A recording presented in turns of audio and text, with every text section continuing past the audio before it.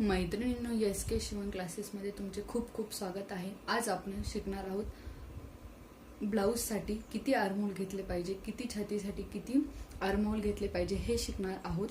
28 छातीसाठी 5 inch armhole घ्यायचा, 30 छातीसाठी 5.25 inch, 32 छातीसाठी 5.5 inch, 34 छातीसाठी 5.25 inch, 36 छातीसाठी 6 inch, 38 छातीसाठी 6.25 inch, 40 छातीसाठी 6.5 inch, 42 छातीसाठी 5.7 inch, 44 छातीसाठी 7 inch, 46 छातीसाठी 7.25 inch, 48 छातीसाठी 7.5 inch, 50 छातीसाठी 5.25 inch.